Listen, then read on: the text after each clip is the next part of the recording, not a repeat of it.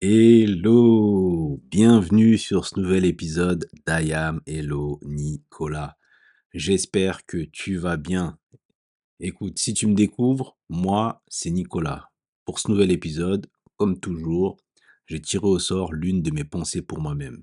Et la pensée de l'épisode, c'est: tu es peut-être à une décision de changer de vie, de reprendre les études, de faire le voyage de ta vie, de quitter cette relation toxique, de te mettre en couple avec cette personne qui te plaît tant, de vivre de ta passion. Crois en toi, lance-toi, on ne vit qu'une fois. Comme toujours, avant de poursuivre, mets-toi dans de bonnes conditions pour écouter au mieux ce qui suit. Avant d'aller plus loin, comme il y a de plus en plus de personnes qui me découvrent à travers ce podcast, je vais simplement recontextualiser un peu les choses. En fait, j'ai commencé à écrire mes pensées pour moi-même sous l'inspiration du livre Pensées pour moi-même de Marc Aurèle. Voilà, c'est tout simple. Et l'idée que j'aimais bien là-dedans, c'est de me dire, purée, il y a quelqu'un de l'époque qui avait consigné ses pensées, et là, moi, aujourd'hui, contemporain, je lis ses pensées, j'admire ce qu'il a fait et j'admire le fait d'avoir légué une partie de lui aux générations futures. Et moi, sachant que je suis pas empereur, hein, mais je peux au moins être l'empereur ou au moins être un personnage important de ma lignée, je me disais que je vais écrire mes pensées pour moi-même et peut-être que mes enfants, mes petits-enfants les découvriront après ma mort ou peut-être quand je serai vieux en fouillant un peu dans le grenier, un peu comme dans les films américains, tu vois. Et je me disais que ça pouvait être top d'avoir accès à une page de ma vie ou certaines pages, certaines tranches de vie ou savoir un peu comment je pouvais être amené à penser ou à réfléchir. Et parce que je me suis dit aussi: «Ah ouais, ça aurait été incroyable si j'avais eu accès aux petites notes de ceux qui m'ont précédé», et donc c'est un peu ça qui m'a poussé à faire ça. Et aujourd'hui, l'idée de donner de la voix à toutes ces pensées que j'ai pu écrire et pour les certaines que j'ai pu partager sur ma page Instagram, c'est de me dire que je veux leur donner de la voix. Ça veut dire que lorsque j'écris, moi, c'est pour figer un moment, une anecdote, amener à la réflexion ou pour moi-même me galvaniser et me pousser à avancer, en fait, tu vois? Et donc l'idée, c'est ça. Donc en faisant ça, je me dis: «Waouh, ça peut être sympa. Écoute, je veux leur donner de la voix, comme ça mes petits-enfants ou et cetera, arrière-petits, et cetera, pourront peut-être tomber là-dessus un jour et de se dire: "Ah ouais, l'ancêtre de cette époque-là, il disait ça, il pensait ça", et on écoute pour le coup sa voix, donc on a accès un peu à sa personnalité, au-delà des photos que qui peuvent nous rester. Et donc je trouvais ça incroyable. Et donc la pensée aussi de l'épisode, pour moi est très parlante parce que je l'ai écrit aussi à un moment de ma vie où j'avais eu envie d'un peu changer les choses, et là, quand je l'ai écrite, en plus, je l'ai écrite en me disant: «Tiens, je vais donner plusieurs contextes, qui pourraient correspondre à ce que mes petits-enfants ou enfants pourraient traverser». C'est pour ça que je parle de changer de vie, de reprendre des études, de faire un voyage, de quitter une relation, de se mettre en couple avec quelqu'un, de vivre de sa passion, et cetera. Et après, je finis par croire en toi, lance-toi, on ne vit qu'une fois. C'est aussi de dire que, ouais, tu peux être amené à te retrouver dans la même situation que moi, où, je me souviens d'avoir écrit ça à un moment où je me sentais pas top et que j'avais envie de changer les choses, ou plusieurs choses dans ma vie.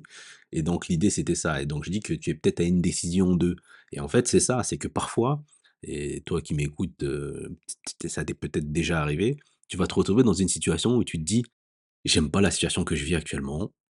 J'ai ma petite voix qui me dit: «Hé, hé, hé, hé, bouge-toi, fais quelque chose, on se sent pas bien», ou bien peut-être que c'est ton sommeil qui va te le dire parce que tu arriveras pas à dormir, tes pensées vont affluer dans ta tête, je sais pas, ou bien c'est ta santé qui va te dire: «Ah non, là, on se sent pas bien, il faut que quelque chose change», ou bien plein de choses. Ça peut être tout un tas d'exemples que j'ai pas forcément en tête, mais tu auras compris un peu ce que j'essaye de dire. Et donc tu es peut-être à une décision de changer le truc. Et ce que j'aimerais aussi dire là-dessus, c'est que il faut aussi écouter cette voix intérieure, en fait, qui nous parle souvent et qui nous dit les choses. J'ai déjà dit, d'une certaine façon dans certains épisodes de mon podcast, mais là je le répète et je le rappelle, il faut savoir s'écouter. C'est très important. Et pour pouvoir s'écouter, le mieux parfois c'est de s'isoler et être dans le calme, tu vois? Prendre le temps de voir qu'est-ce qui revient sans cesse comme pensée. Par exemple, ça c'est un exemple qui peut parler à tout le monde, quand tu te retrouves dans un job et que ce job, tu as souvent ces mêmes pensées-là qui reviennent. Tu as toujours souvent ce même sentiment, par exemple, que tu pourrais comprendre de boule au ventre quand tu y vas, ou le dimanche soir ou autre, tu vois? Il y a des choses qui reviennent, ça il y a quelque chose au fond de toi qui te dit: c'est pas bon, il faut peut-être changer» et en fait, tu es peut-être parfois à une décision de changer les choses. Ça peut être même dans une relation, en fait, tu vois? Quand tu rentres chez toi chaque soir et que tu te retrouves confronté à devant la porte, à dire: «Purée, je sais pas comment la soirée va se passer». Ah, ça veut dire que déjà il y a de la friture, il y a de la friction dans ta relation et peut-être parfois il est bon soit de poser les choses, d'avoir une discussion franche et sincère avec son partenaire, soit parfois c'est peut-être le signe que vous arrivez à votre fin tout simplement. Donc tu peut-être à une décision de faire ça ou, par exemple là je parlais de faire un voyage. Tu as toujours eu ce voyage en tête et donc tu dis: «Ah ouais, je pense que maintenant il est temps, je pense qu'il va falloir que je m'organise parce que on ne vit qu'une fois finalement» et vraiment c'est ça, tu sais? Moi j'ai toujours cette locution latine en tête qui est memento mori, donc rappelle-toi que tu vas mourir. En fait, on est dans un contexte où, c'est notre vie, tu vois? En dépit de tout ce que les gens peuvent penser, que ce soit famille ou proche ou et cetera, hein, c'est notre vie. Qu'est-ce que l'on veut voir comme film lorsque on arrivera à notre dernier souffle? Et donc c'est à nous de décider de ce qu'on veut. Si c'est ce voyage-là qui te tient à cœur et que tu veux réellement le faire, tu vois, moi je suis pas très voyage, mais il y a quelques voyages que j'aimerais faire et je me dis: «Avant de partir, j'aimerais les faire» et donc moi je t'invite, pour le coup, et j'inviterai aussi à ma descendance, c'est quand tu as un truc en tête, quand tu as cet appel intérieur, parfois il est bon de s'écouter. Ça veut pas dire que tu vas tout de suite, tout plaquer et pardon et aller vers l'avant, mais il faut s'écouter et commencer à impulser justement ce changement.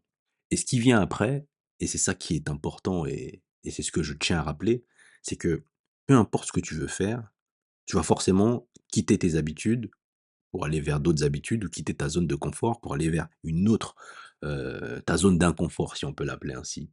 Et souvent, lorsque tu veux créer justement ce chaos, c'est-à-dire que tu es dans une situation que tu connais, donc tu vas créer un chaos volontaire pour t'amener vers une autre situation nouvelle qui pour toi serait la meilleure pour toi, dans laquelle tu te sentirais beaucoup mieux et beaucoup plus épanoui.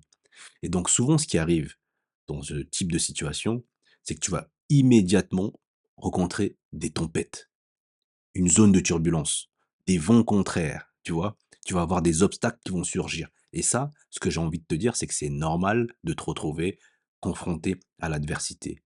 Comme je le dis souvent et comme j'ai déjà dit dans un des épisodes de podcast, moi, je considère être devenu un homme dans ma trentaine et l'une des choses que j'ai dû comprendre, accepter et me et fixer dans mon esprit, c'est que la vie humaine est intrinsèquement liée à l'adversité, au rejet, au revers, et cetera, à la douleur, et cetera et ça fait partie de notre expérience et donc faut accepter ça. C'est que quand tu souhaites changer, quand par exemple, on dit souvent: «Tu vas changer de taf», bah, en fait, ça va être dur les premiers mois. Bah, parce que c'est vrai, parce qu'immédiatement, tu vas te confronter à quelque chose que tu ne connais pas. Donc tu vas le temps de pouvoir te réadapter. Donc forcément, tu vas rencontrer des vents contraires, en fait. Et surtout lorsque tu te fixes, par exemple, un but ambitieux de reprendre tes études ou et cetera, en fait, tu vois? Donc forcément, tu vas être confronté à ça. Ce que j'aimerais dire aussi, c'est que tu vas devoir faire preuve de résilience dès que dur ou mal, donc et aussi persévérer dans l'effort. Tu vas devoir résister à tout le bruit, environnant, pardon, aux distractions. Tu vas devoir résister à ton propre découragement parce qu'en fait, tu es en train de créer quelque chose de nouveau, tu vois? C'est comme tu es dans une forêt, le chemin n'est pas balisé, bah, en fait, tu vas devoir débroussailler pour créer ton propre chemin et c'est ça que tu vas être amené à faire et donc forcément, tu dois être dans la persévérance et dans la résistance, au-delà de la résilience et ce qui est aussi important à avoir en tête, c'est de te dire que finalement et là je me parle à moi-même, je te parle à toi et je parle aussi à mes petits-enfants. C'est un peu comme si je leur donnais des conseils en fait, tu vois? En tout cas, j'essaye de faire ressortir le meilleur de moi et de ce que j'ai appris de mon expérience humaine. C'est qu'il est inutile de se faire du mauvais sang. Il est inutile de se sentir pressé. Quoi qu'il en soit, c'est comme un match de foot en fait. Tant que l'arbitre n'a pas sifflé, le match n'est pas fini. Si tu te réveilles demain, c'est que tu peux encore continuer, tu vois? Il est inutile de t'énerver et de désespérer. Moi, je suis un bélier. Je suis un peu un fonceur, je peux parfois être impulsif ou être prompt à l'énervement. Mais ça, c'était avant. Aujourd'hui, je me comprends mieux, je me suis mieux analysé, j'ai mes recherches sur la nature humaine, dans le but de me comprendre, m'ont beaucoup aidé à mieux me canaliser et donc il est inutile de s'emporter trop, Après, c'est vrai que je reste quand même moi-même, hein, mais j'ai quelques petits ressorts mécaniques que ressorts psychologiques qui parfois où je me parle à moi-même, où je me dis: «Eh là!» et je me mets un peu en en blocage, bref. Et donc c'est te dire que tout ça là, ce que je viens de dire, donc se faire du mauvais sang, se sentir pressé, désespéré ou autre, ça va pas faire avancer les choses et quoi qu'il en soit, ça va prendre du temps. Et aussi c'est un bel entraînement de se dire que quand je me fais du mauvais sang, comment je dois agir psychologiquement pour renverser la situation, tu vois? Et donc comme je te disais, ça va prendre du temps et le temps, tu pas maître du temps. Tu sais pas quand est-ce que tu vas mourir. Donc tant que tu te réveilles chaque matin, tu peux faire encore les choses comme il se doit, tu vois? Et donc les déconvenus, il va y en avoir. Et c'est comme sur une route finalement, je te donne un exemple, admettons que tu veux faire un Paris-Marseille, toutes les routes que tu vas emprunter pour aller de Paris à Marseille ne seront pas forcément lisses. Il y aura peut-être des routes cabossées, des trous, des obstacles en chemin, etc., etc. Mais l'essentiel, c'est de continuer à avancer. Et c'est ça qui est important à garder en tête. Quand je dis inutile, il faut aussi prendre un peu de recul par rapport à ce que je dis. C'est que forcément, il y a des moments où tu vas devoir admettre que tu es énervé. Tu vas devoir admettre que tu es désespéré. Peu importe, tu vas devoir admettre que tu as aussi envie d'abandonner. Mais j'aime bien l'image qui dit que même si tu pleures, ne t'arrête pas. Continue, même en pleurant. Tu vois? C'est important. Comme ça, tu peux avancer millimètre par millimètre, centimètre, bref, mètre, jour après jour, semaine après semaine. Mais l'idée, c'est faire face à l'adversité, mais continuer à avancer. Croire en soi, il faut savoir faire abstraction de tous les à côté, de tout le bruit extérieur. Si quelque chose te fait réellement vibrer de l'intérieur, fais-le. C'est finalement ton film de vie et à la fin, quand tu arriveras à la fin de ta vie, à ton dernier souffle, tu diras: «Ah ouais, j'ai au moins essayé ou j'ai réussi ou j'ai au moins essayé même si je n'y suis pas arrivé, mais j'ai au moins essayé, j'ai fait de ma vie ce que j'aurais aimé qu'elle soit». Et là, tu vas avoir certainement, en tout cas je le pense, ce sentiment intérieur qui te dit: «Ah ouais, t'as quand même fait le job, quoi». Et c'est ça qui est important. C'est ça qu'il faut retenir, tu vois? Et ouais, non, moi je pense les choses de cette façon-là. J'ai traversé des moments pénibles et je sais que lorsque tu traverses un moment pénible pour quelque chose qui en vaut la peine, c'est pas pareil que lorsque tu traverses un moment pénible pour des choses qui n'en valent pas la peine ou que tu subis simplement, en fait, tu vois. Donc il faut, ouais, c'est à nous de faire le job. Et tu vois, là, je pense tout de suite à me dire que cet épisode-là, je vais l'appeler «À toi de jouer». Ouais. Je vais l'appeler «À toi de jouer» parce que c'est ça. Il faut, c'est à nous, de monter sur scène pour le coup, tu vois?